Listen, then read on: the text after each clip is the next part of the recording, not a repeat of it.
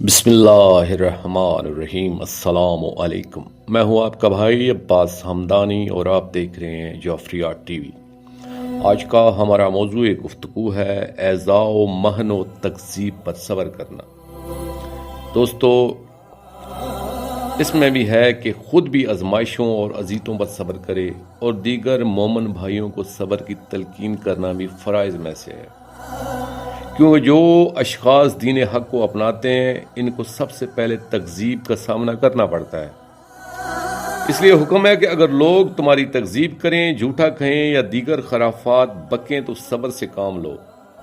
ایک تو ان کی پرواہ کیے بغیر صراط مستقیم پر چلتے رہو، دوسری بات یہ ہے کہ جلد بازی مت کرو اور کسی سے الجھنے کی ضرورت نہیں ہے۔ بحث و مباحثہ یا غصہ نہیں کرنا چاہیے، کیونکہ یہ بھی استجال کے ضمن میں آتے ہیں اور استجال سے منع فرمایا گیا ہے۔ ہمارا فریضہ یہ ہے کہ اپنے جملہ امور اپنے مالک حقیقی کو تفویض کر کے اپنے مقام پر عمل کرتے رہیں۔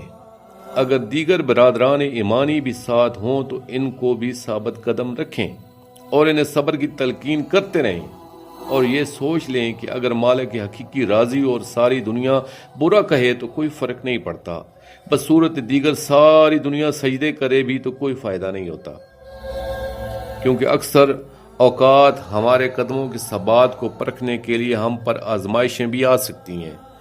مالی تنگ دستی یا فقر و فاقہ آ سکتا ہے، بیماریاں اور نقصان جان و اولاد کی آزمائش بھی آ سکتی ہے، کیونکہ احادیث میں آیا ہے کہ یعنی تمہیں چھاننی لگے گی، تمہیں آزمایا اور چھانا جائے گا، کیونکہ ناقص کو خالص سے جدا کرنا بھی ضروری ہے۔ اس لیے ہر طرح کے امتحان و آزمائش میں صبر سے کام لینا ہے اور بھائیوں کو بھی ثابت قدمی کی تلقین کرنا ہے اور توفیق ہدایت اور توفیق ثبات قدم طلب کرتے رہنا لازم ہے۔ تیسرا مرحلہ دشمن کی ایذاء کا ہے کہ ابلیس جب ہر طرف سے نا امید ہو جاتا ہے تو جارحیت پر اترتا ہے، اس لیے دشمن کی جارحیت کا بھی صبر سے مقابلہ کرنا فرض ہے، یعنی برداشت پیدا کرنا ہے۔